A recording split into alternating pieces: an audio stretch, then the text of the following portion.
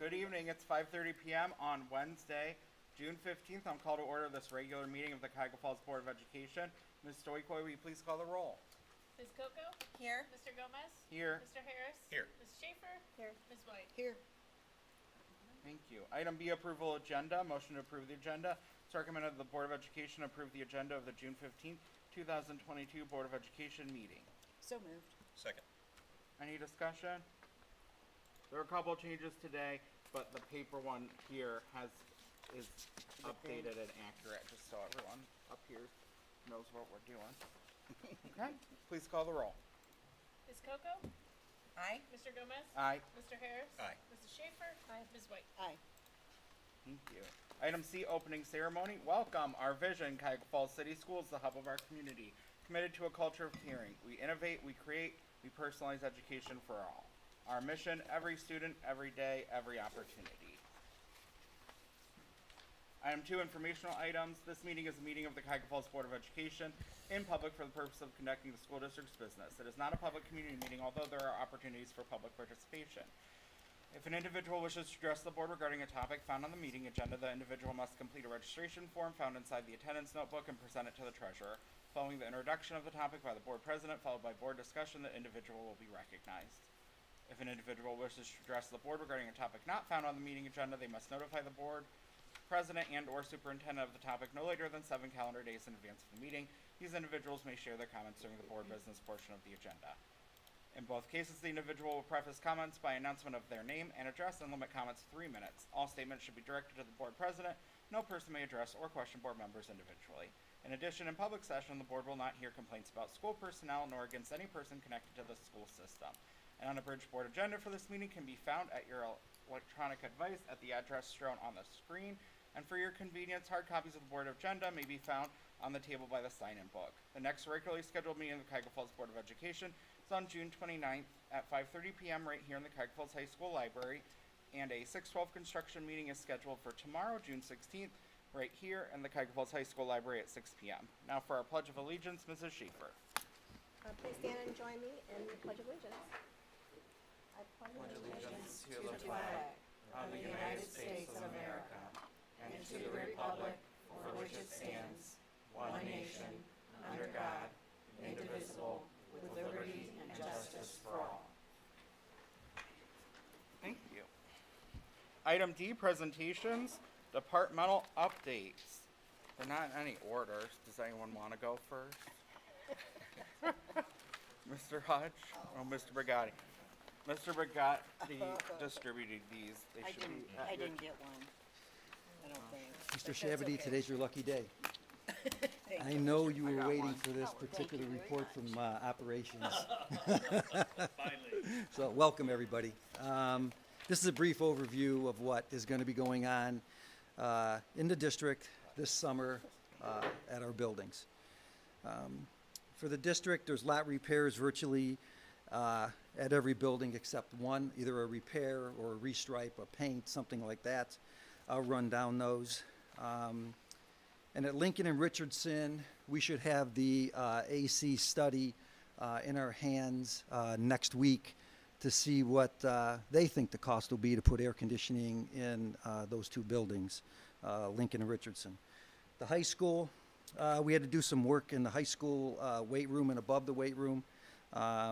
We're going to put some carpeting in the weight room. We're going to put LED fixtures in the weight room.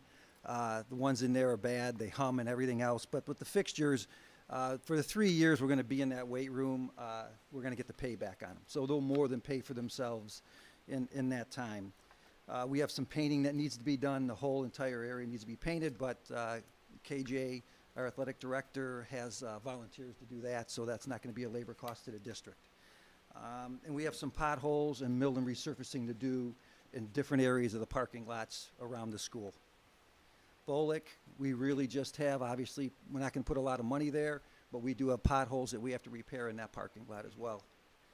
Roberts, we have some potholes.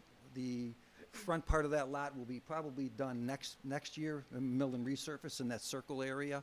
But for now, we're just going to repair potholes at Roberts.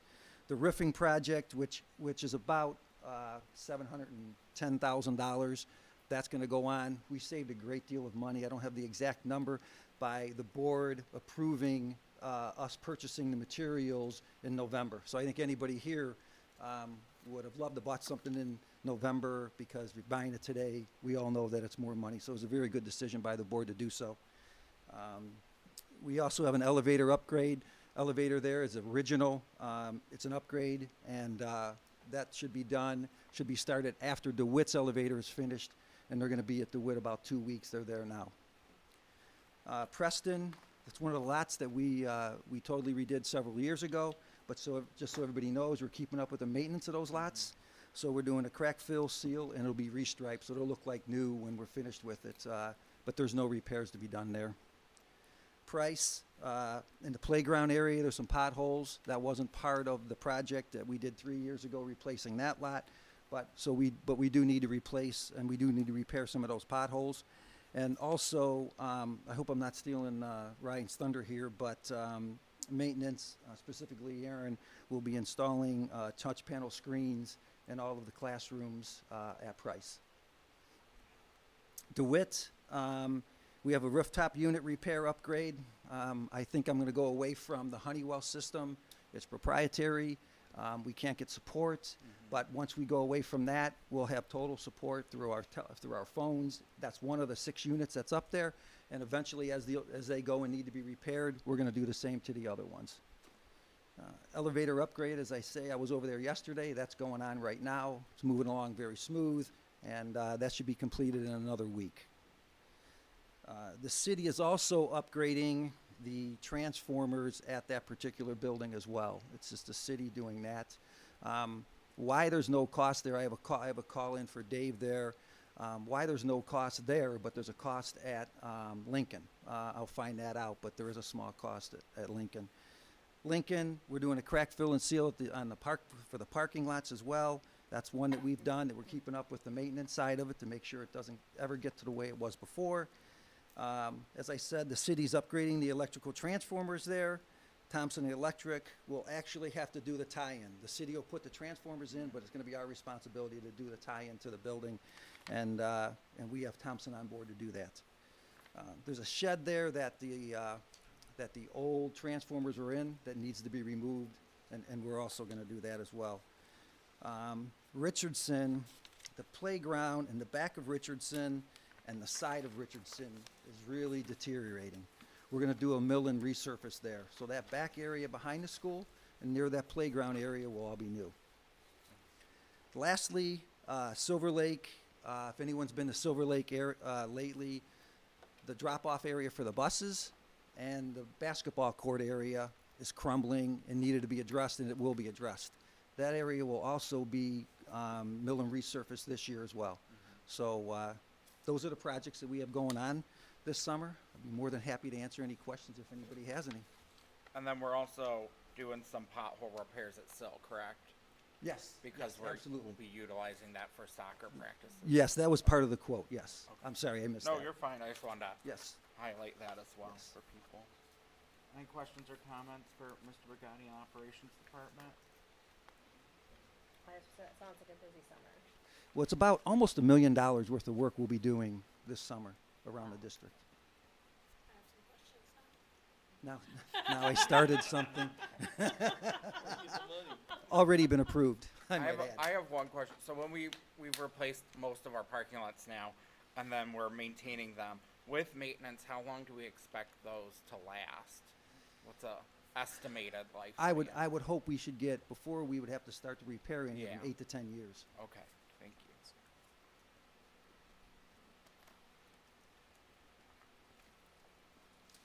Thank you, Mr. Brigatti. Thank you. You want to go next, Mr. Hesh? Sure. I didn't do a handout. You didn't have to. But I do have a chart. We're charting our work in a project management type of program. There's a lot of it in summer. No one can read it, but I want you to know it's there. That's right. That's right. Let me put something So- there. You can't read it, but. That's right. That's right. Thank you. Thank you. You caught on to my game. Yeah, fine. So, that's mine too. So in summer, our work shifts a lot from fixing to project, and still lots of fixing that's some deferred maintenance. So Going down a list here, we're going to focus on a key couple of areas. One is onboarding new staff. Corey Broadwater has joined us, and he's doing a great job. There's a steep learning curve that comes into any environment. So he comes in. We hire people based on their potential talent, not necessarily what they know right now. We want the best person, and he was the best person, and so we'll fill him into some skills gaps. But we can train talent, or we can train skills, but you can't train the qualities of a person. So we went for the quality of the person. So that's an investment. We're continuing to work on our server infrastructure, two-factored authentication. You're going to hear me talk about that a lot because it's a big project. We've got some nerdy things to do with some Wi-Fi network segregation. We'd like a little more segregation between our different networks. And just signage. We want to do better by having a signage. Here's the Wi-Fi. You're a guest in our building. Here's the Wi-Fi if you need to be a guest in our. So some of that. On the security front, we're going to do some proactive security camera replacements. We've got some security cameras that have been here for a long time that don't have very good image quality. Just a handful of replacements there. We're going to finish putting security viewing stations in every main office. A few buildings have been done, but every building you can walk into, and the office staff there will have a heads-up view of what's going on in the cameras in their buildings, so they can get, especially for us where we've got entries that are not secure vestibules, the secretary can easily track, I buzz them in, now where are they going? Keep an eye on who's coming in the building. That's really important for us to do. We're going to work on password compliance and password complexity. Some of our users, adult users, don't have particularly complex passwords, and we need to work on changing that. I'm not looking at anybody in particular, but with that has also come, we're forcing, especially key administrators and key, especially fiscal and superintendent, we're forcing them into more secure authentication, because that's where, if something's going to happen, it's going to happen in fiscal, and we want to keep our fiscal network secure. Willing participant. She was a willing participant. And it's one of those things, security is never convenient, so there is a convenience factor, but if it were easy, people would take advantage of us, so we're making it difficult on purpose. We're looking at, and along security, there are things like HVAC controllers, things that are open to the outside network because they have to be, making sure they're nailed down and isolated and secured. And we're going to begin a district-wide voluntary enrollment into multi-factor authentication. And we're working closely with our unions on how that's going to work, how we can respect their employment rights and make sure we're secure. So we've been having some productive conversations with the CFEA so far, and we'll continue with the other. So we want to all work together. Student data privacy and security is everyone's responsibility.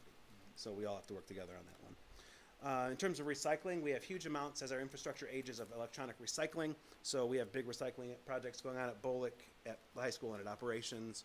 We're going to do lab refreshes at the high school, 2 different labs, and secretary workstations for a large number of our secretary staff. A lot of those workstations are 10 plus years old.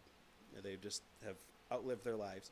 Chromebooks is a never-ending project, so we will inventorying and preparing, cleaning up what's in there. We have just that is a full-time job, managing Chromebooks, getting them staged for new kindergartners, looking at how we're doing insurance. We're going to do a case proposal where we look at, we think we found a better casing solution than we used before that can prevent some of the damage we're seeing in our pilot. It was one of the funnest days I've ever had at work. We were throwing Chromebooks down the hallway, and they weren't breaking. That was so we found some cases that you really can't damage a Chromebook unless you run over it with a car or are trying. You have to make a good, solid effort. Looking at endpoint management, an endpoint is any device. We want better visibility on all of our endpoints, no matter where they are. So if you have one of our laptops, not that we're snooping, but we can make sure the software is updated, patching's done. We're not watching what people are doing. We're making sure their devices are secure. Website, you'll hear more about that. That's a major project for us. Interactive boards, that's Joe's helping us. We partner with maintenance on that. We'll get price all completely knocked out. That's a long project because it requires some training and it requires a lot of labor to get those things mounted to the walls. It's a labor-intensive process. We have radios. We ordered radios for all of our buildings, handheld 2-ways, in October of last year. They finally arrived. And so we'll be working on those over the summer. Managing our phone inventory is always a thing. We're going to be looking at how we use Raptor, and if there's a way we can consolidate our Raptor utilization to maybe 1 computer instead of 2, looking at how we do Raptor. As part of our printing solution, we have new copiers from last year. Now we're going to take some old print servers offline. Some of them are still running Windows Server 2008, which if you're a math person was a long time ago. And then other things, you're going to hear me talk a lot about the overall umbrella of data governance, we're looking at security, cybersecurity, security, and student data privacy. And that's a really important thing for us. We're going to be working towards what's called the Trusted Learning Environment designation. That'll be about a 3-year project for us. It's very prescriptive, and we have to have evidence for everything we do, and it's on a rubric. And we may apply in year 2, knowing fully well we won't get it. But the beauty of the application is you can apply you pay for the application, but you can apply as many times as you want. And that's encouraged because you get really good peer feedback on what you can do to improve. And so it's meant to be a process there. And we're working, our district, me, and a couple others around the state, we're really spearheading student data privacy initiatives in the state. So we're making sure, providing professional development for people. I'm working with Neonet, a cohort. We're really making student data privacy an issue in Ohio. So people need to trust us with their students' data. And we're also preparing for a new hire orientation on August 1st.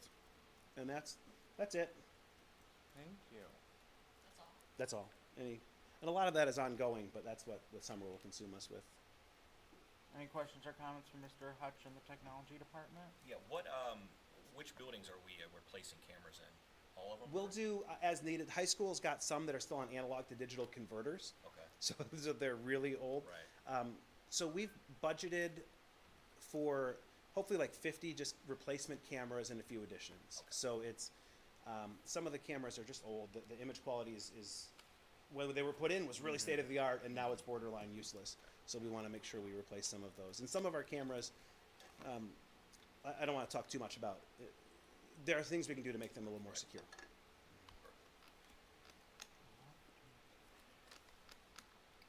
So when we're putting in interactive boards at Price, Yep. that's different than what we have now. So what Price we're finishing. We've done a little Okay. bit in every school. Price now we're starting to. Initially we started with early adopters and people who had needs to get the pilot in place and to get a sense for what's working and not working. Now we're saying, okay, Price doing the whole building at once. And what, so it's not is it a smart board or is it? It's an so it's a really large interactive television. Okay. Yeah. That makes so more sense to 75-inch television that you can write on. Okay. Because we're going away from smart boards, right? Smart Am I boards, yeah. So yes. we've kind of moved from smart. There's some Epson. Because those were state of the art, like you Yeah. said, at the time. Yeah, at the kind of time, thing, and those yeah. are very long in the tooth. 2007. And we're finding just the replacement on bulbs alone, we budget a couple $1,000s a year just for bulb replacement. If we can get them, and the supply chain helps us. And that's a concern to us because we prioritize work based on student learning. And a student not learning is a major Yes. technology Yeah. issue. So and when a bulb goes out and you can't get one, that's a real frustration for the teacher. And then what are we doing about these maker spaces? Because I know that's been So on so hold for good reason.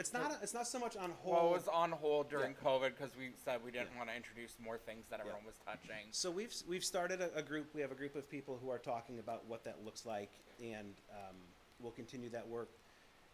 The issue, what we are really being careful of at elementary is equity, and because everything we do, we have to do 6 times. It's really easy to build a high school makerspace. And in talking with Ms. Bogdan, we can use that media center lab space over there for some of that. Our concern is at elementary, making sure that what we do, either it needs to be mobile and moved to the 6 buildings, or we have to be able to replicate it 6 times. And do we have the space for it? Do we have too? the space? Well, no, probably Yeah. not. Like Yeah. these are the big concerns. And what we don't want to do is buy a bunch of stuff without intentionality for doing it. So No, I we're just going- appreciate knowing there's a group yeah, thinking yeah, about that. That's definitely. all I And we've need. got a community member who's been very helpful, Paul Shercliffe, if you recognize the name, is very helpful to us, generous with his time, and so that is still it's something we really want to be intentional about, and equity is the concern with our elementary schools. Thank you. Anything else? Thank you. Thank you.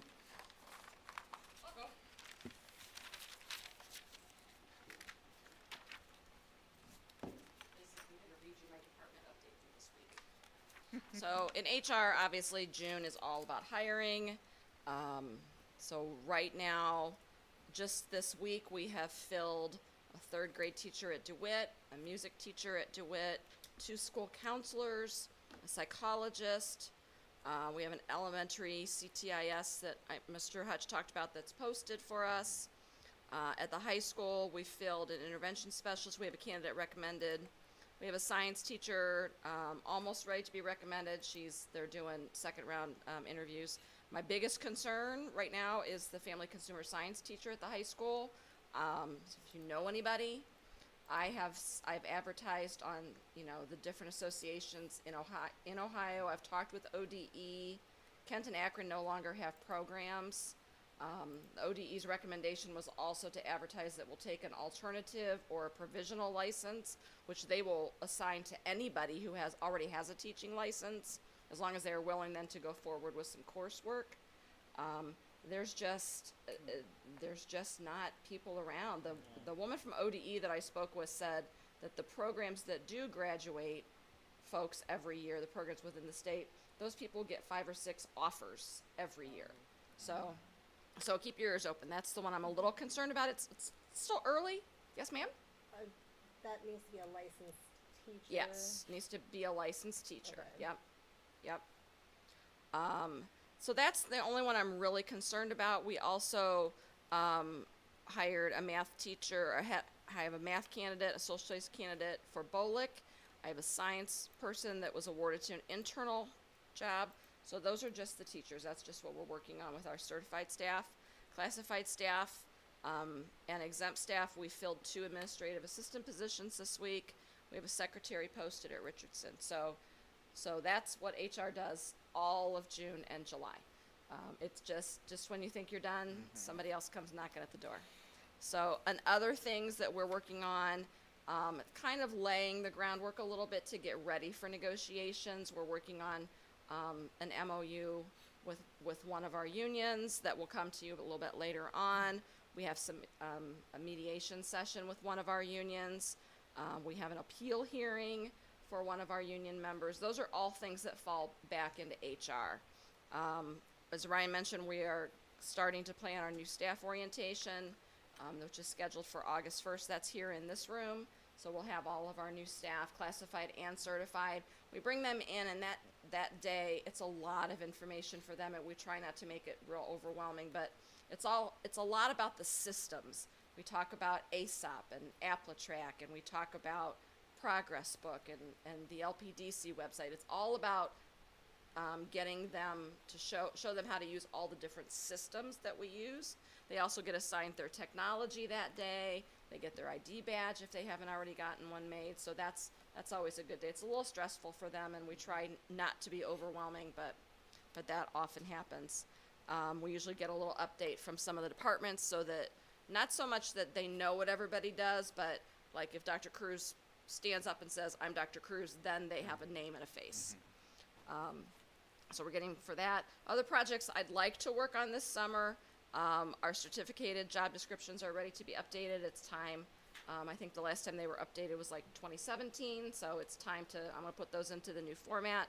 We are doing some orientation for Mallory DePompe, who's in my department, as she's preparing to take on more responsibilities within HR, so we're doing some work and some training with her. We are taking over a lot of the responsibilities for onboarding the coaches. And all of the coursework and the paperwork that those coaches need to go through to get their license. Previously, we kind of stepped in halfway, but we thought it's just cleaner if we take that on, and then it's less middleman. So that is where we are right now. It's busy time, but it's good work. It's good. That's just the best is to have.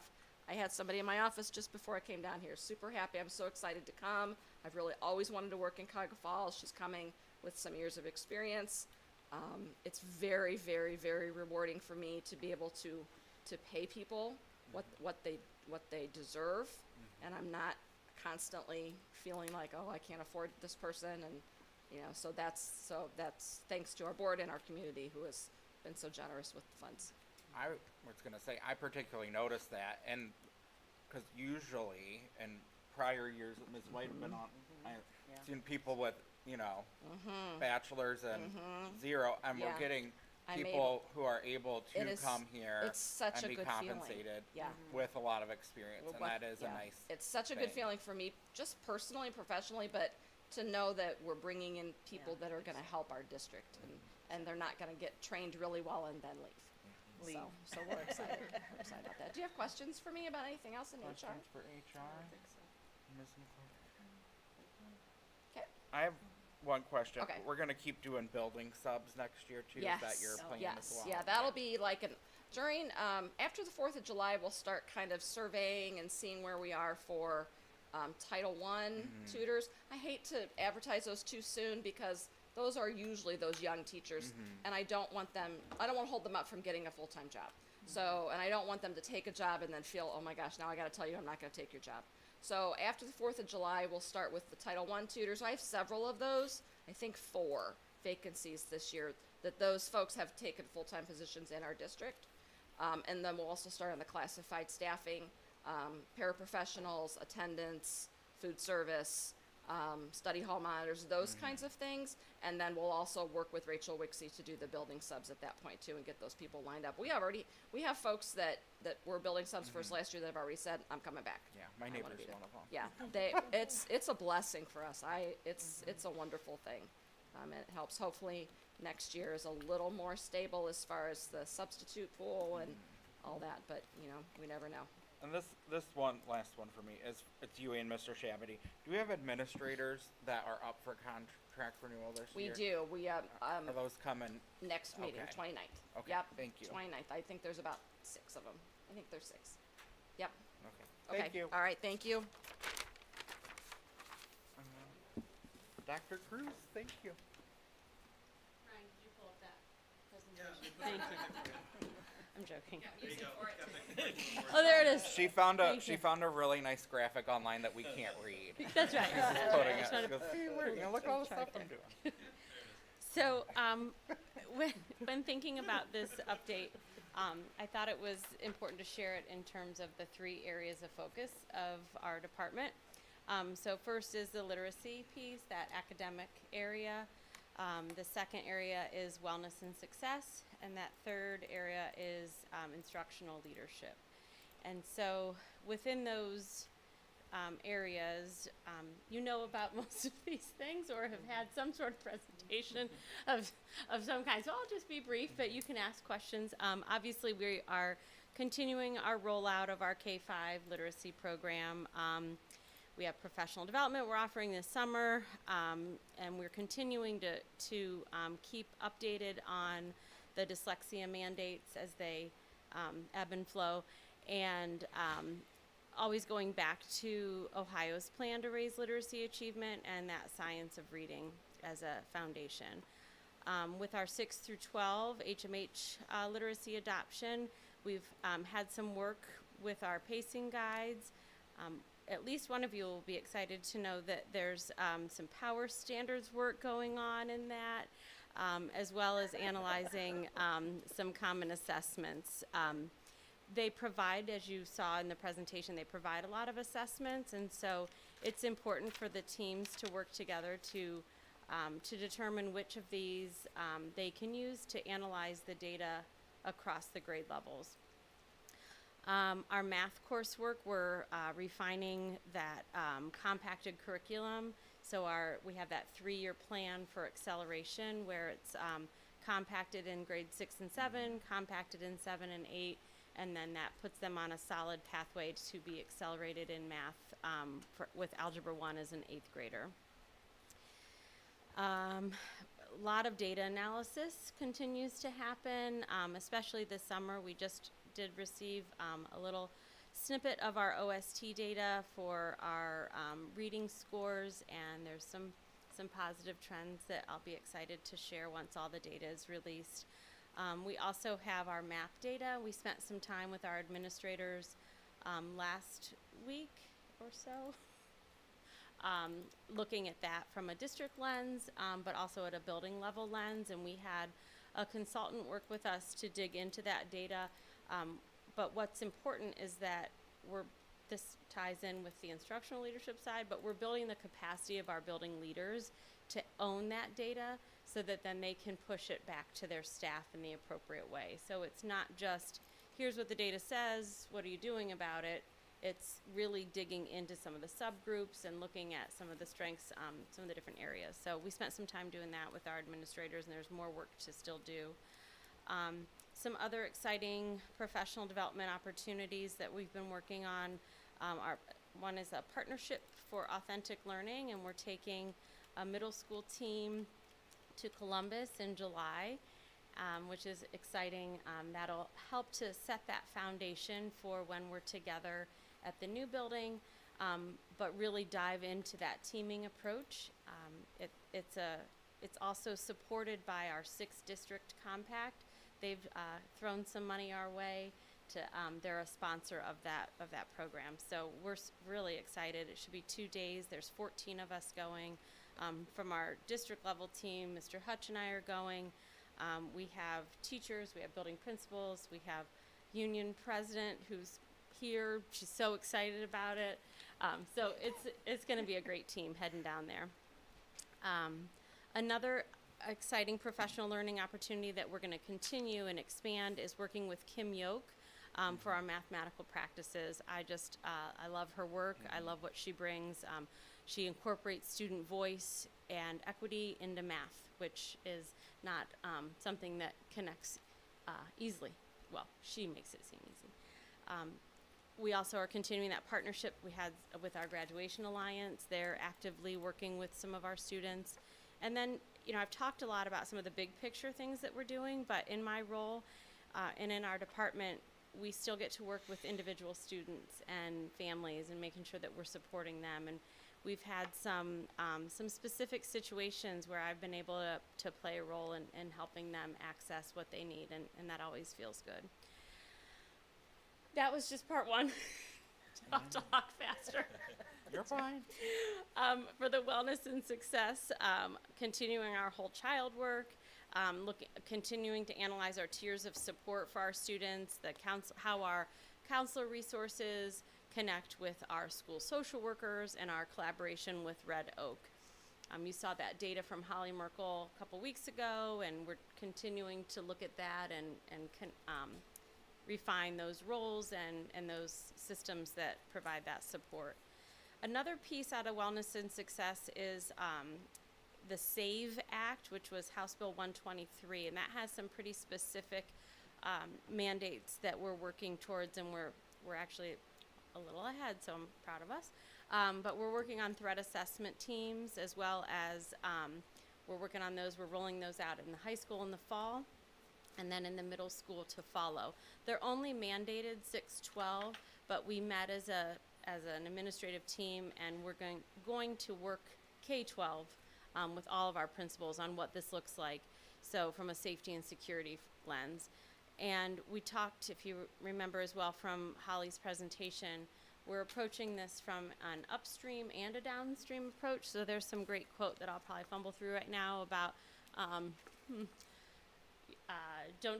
should have probably looked this up. Something about don't just get the bodies that are in the river. You got to go figure out why they fell in the river. I'll look that up and get that for you. It's a good one. Sounds a little morbid right now, but maybe they're swimming. Anyway, so we are reacting from a safety and security lens. It is important to be reactive and to be prepared to react in a situation, but we also need to be proactive, that's the upstream, and figure out why our students might be. So, okay, I'm glad that's over. Also, we're working on, some of us did it's called a prepare training through Summit County. I was a part of that team, as well as Attorney General training, and we're working on that this summer, and so that's exciting. So that's that wellness and success piece. The instructional leadership, we just continue to look at our high quality student data teams and OPES and OTES, all those fun acronyms that allow us to evaluate ourselves as leaders as well as our staff.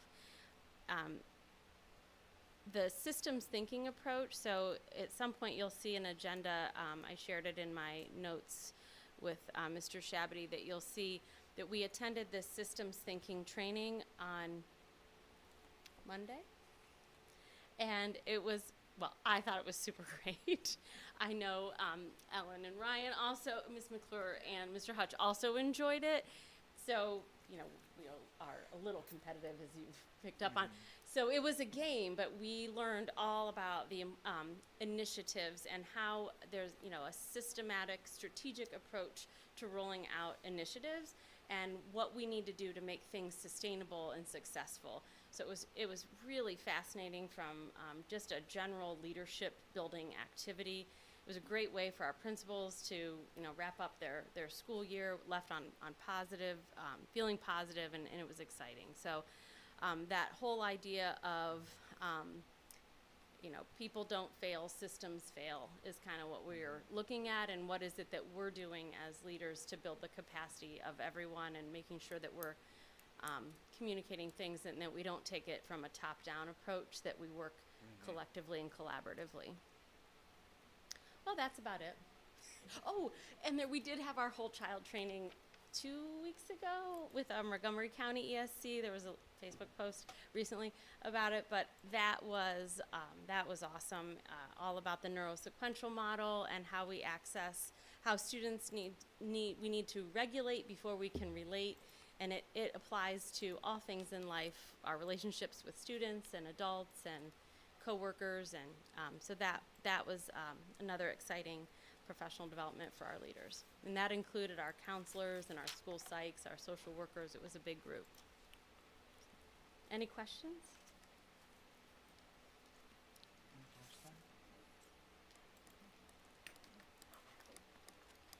And science curriculum. Oh yes, science is on there too. I skipped right over that one. We have our elementary science coming up. That's all those materials are upstairs in our office. They're great, really cool. Thank you. Thanks.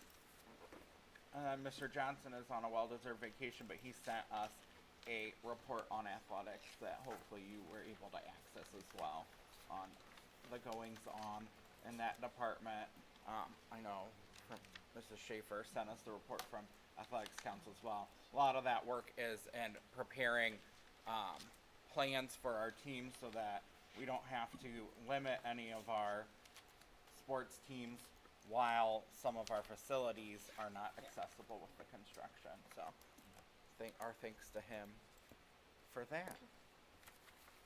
Item E, Treasurer CFO's business. Ms. Stoikoi, do you have any comments you want to add? I'll just a couple things, because I'm going to send an email tomorrow too, but just to kind of cover for those of you who have not endured a end of the year meeting yet for my department and the beginning of the next year, just kind of why we do some of the things that we do. So you'll see quite a bit under my consent agenda in June, and most of them are required by the county or the state in order to just close out our year. So you'll see a final appropriations, which is very similar to the ones you've seen before that I've modified, but this one would be our actual expenditures for the year in each of those funds. So that will be showing that. And then we're required to set temporary appropriations in order to kind of begin the new year until we finalize those appropriations for next year. We technically have until the end of September to finalize our 22-23 appropriations, but I typically have all that information and put it on that first meeting in July just to be done with it, and we make modifications as we need to because we will throughout the year with that. Some of the other things you'll see are advances and transfers. So we are not allowed by law to have any fund be in the red at the end of the year. But some of them are just by the way that they work. So like our federal funds, we work them as kind of a drawdown. So we spend the money first, and then we submit this, our expenses, and then we get that drawdown for what we've spent. So sometimes, depending on the timing of things, we may or may not get that final payment before the end of June, and we may have some outstanding negatives. And so what we do is we basically do what's called an advance. So the general fund just kind of advances, let's say, a Title I fund to cover whatever it is in the negative.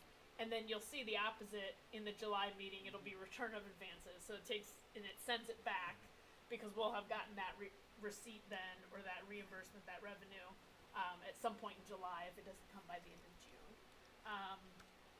Per policy, the only transfer you will see is from the class of 2022 to 2023, and that's board policy that whatever's left over in those class accounts transfers to the following senior class for the next year. And that's not it doesn't go back, it's a straight transfer into their account, and that happens at the end of every year. And then you will just see stale dated checks or unclaimed funds. So per board policy, after 90 days, if there's outstanding checks that have not been cashed, we're required to move them into like an unclaimed funds account. And therefore, if anybody over that period of time says, "Oh, forgot I have this, I had this check and it's past the time," we just give it to them out of that unclaimed funds account, basically. But after 5 years, that money can be moved back to the general fund if no one has claimed it. So what you'll see is just basically a resolution authorizing that we move anything that's been over that 5 years into the general fund, and that's just a yearly thing that happens. And that's also a part of policy that we added, because I think that one was not originally in OSBA's, but that was our practice. So that's what we did there.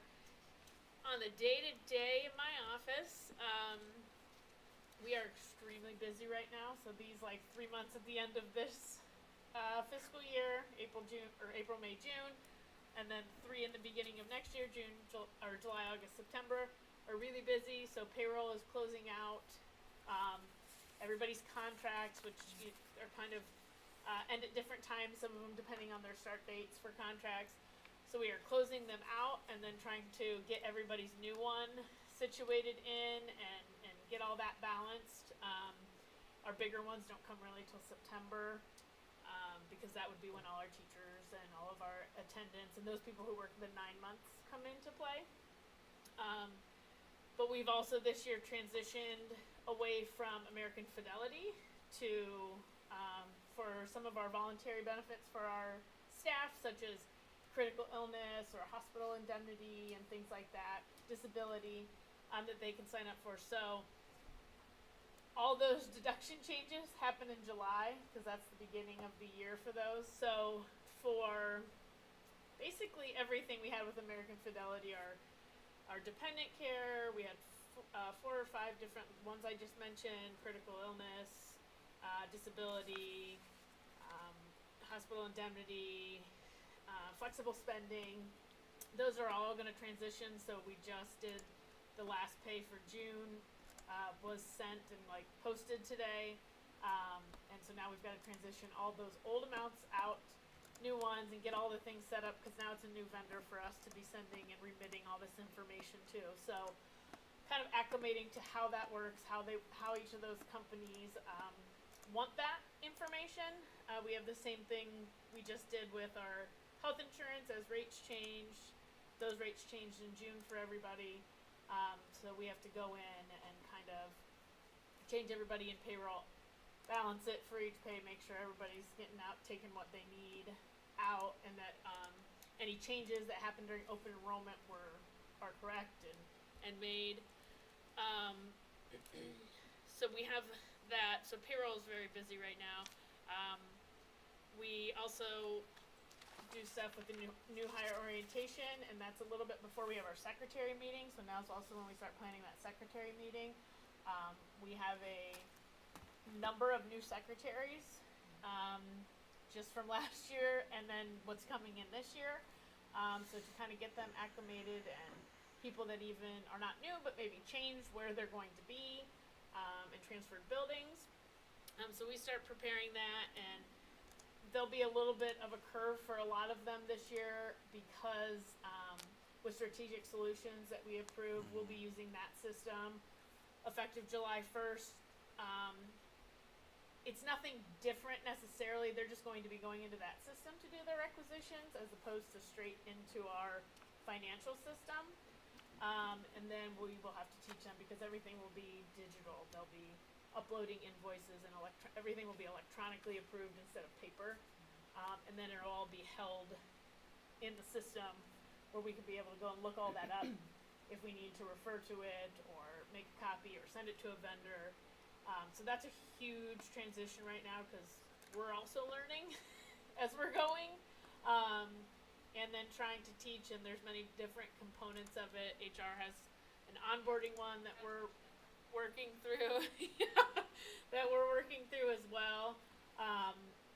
So that's a lot with them right now. Once it all is worked out and we're through like the implementation of it all, it's going to be really, really nice for everybody.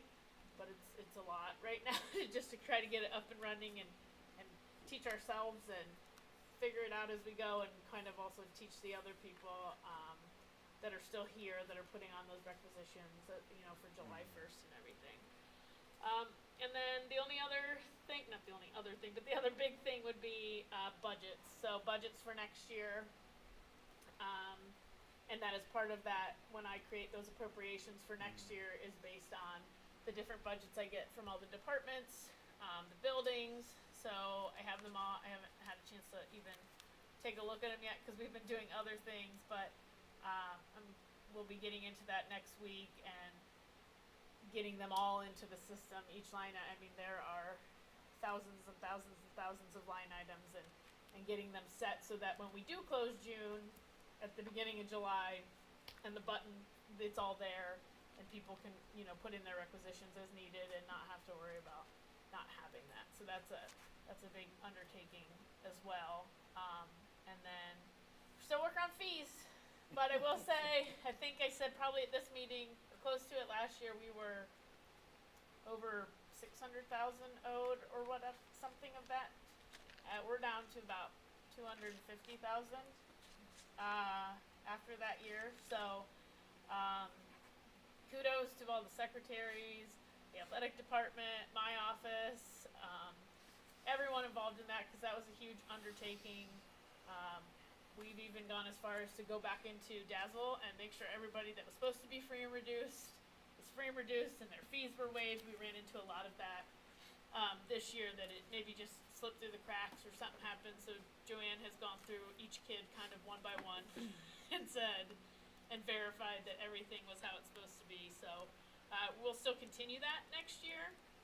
So we're kind of closing out what we have and getting ready for next year's pay to participate in athletic stuff and those fees, and the other stuff that we'll have to career tech and stuff that will have to go on at the beginning of next year for those students. But that was a big undertaking, but it was very successful.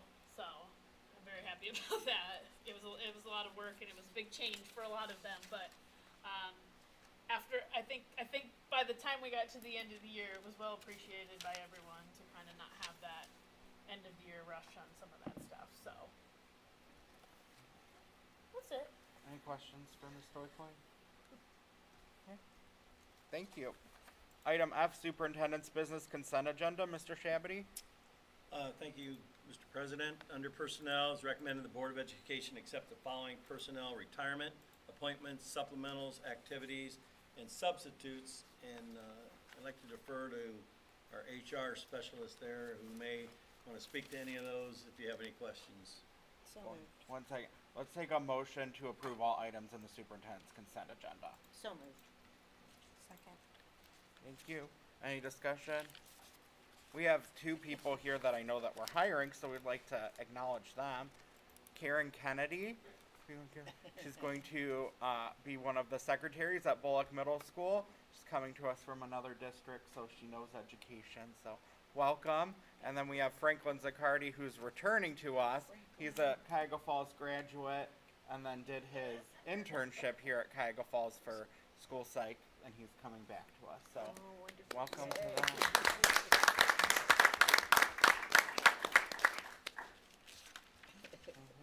Please call the roll. Mr. Gomez? Aye. Mr. Harris? Aye. Mrs. Schaefer? Aye. Ms. White? Aye. Ms. Coco? Aye. Thank you. Item G, Superintendent's Business, Mr. Shabady. I think,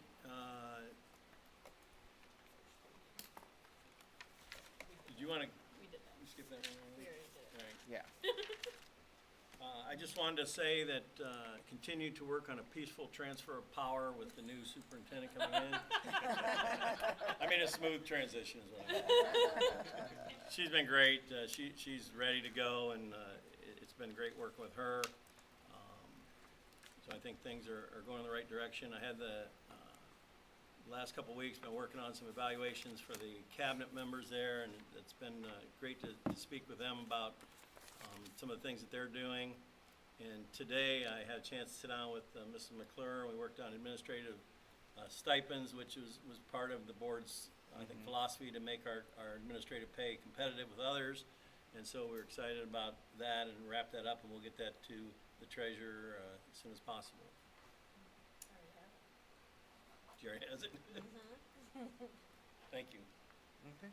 And then you have a first read for the elementary school handbook as well. Yep. So if you have any questions or comments on that, send those to Dr. Cruz, and then that and the high school handbook will be on for approval at our next meeting. Okay. Thank you. Item H, board business, we have a consulting contract. So recommend the Board of Education approve up to 10 days between June 1st and July 31st for Mr. Christopher Dolka, serve in a consulting capacity as the principal of Silver Lake Elementary School. So moved. Second. Any discussion? Please call the roll. Mr. Harris? Aye. Mrs. Schaefer? Aye. Ms. White? Aye. Ms. Coco? Aye. Mr. Gomez? Aye. Thank you. Item 2, comments. Mrs. Schaefer, you're up first tonight. I don't really have much tonight. Ms. White? Just a couple. I didn't bring an article tonight, so I usually do, but I didn't. I'd like to thank Deborah Keys-Wright and Sandy Erb for making our retreat really nice. And it was just worth it, I thought, to get together as a board and work together, and I really appreciate them both. Sandy is the secretary here, and she got us dinner and lunch. Greatly appreciated. So I wanted to thank them. And also, I've been talking to some people, staff in our district, and I'd like to maybe bring up Focus, the book, because the board now has their books. And I'm hoping that we can just somehow just bring that forward to discuss. What I'm hearing is that it was just kind of left and nothing done, and I'd just like to get the board's views on the book, and just maybe the first 3 chapters or so, but sometime in the future, bring Okay. that back. And that's all I have. Thank you. Ms. Coco? I don't have a lot this evening either, just it was a pleasure, and thank you to Deborah Keys-Wright for putting on our board retreat with Dr. Selico and Ms. Stokoy and the board. It was a lot of great information for us to be able to be together during that time and kind of get on the same page with moving forward on how we're going to be conducting board business and roles and responsibilities, and just really reiterated how blessed we are to have the board that we have and the cabinet members and administration that we have here in the Falls, and that we are all here for the right reasons, and that's the students, so. Thank you. I'm up next. I'm just going to talk about the retreat as well. Dr. Selico and I have spoken since about tying up loose ends, or she called them the parking lot items. So when she gets back from her much-deserved vacation, we will meet and work on that and figure out how to move forward next, so that when August 1st hits, we're in the best position we can all be in to keep moving forward. Mr. Harris? I don't have much either. I'll just echo what's already been said. Great retreat, thanks to Deborah Keys-Wright, and you had mentioned Sandy for getting everything together. So, but yeah, that's pretty much it. Okay, thank you. Then we have 2 executive sessions tonight. We've only had one since our new folks are here. So I make the motion when I read it, and then it just needs a second. You don't discuss going into executive session, so there's no discussion. We go straight to a roll call, and then we'll go into the room over there. Okay? So item I, executive session. It's pursuant to Ohio Revised Code, section 121.22G4. It is hereby moved that the board adjourn to executive session to prepare for negotiations or bargaining sessions with employees concerning compensation, other terms and conditions of employment. Second. Please call the roll. Mrs. Schaefer? Aye. Ms. White? Aye. Ms. Coco? Aye. Mr. Gomez? Aye. Mr. Harris? Aye. Thank you. 6:24 p.m. Okay. And then if you want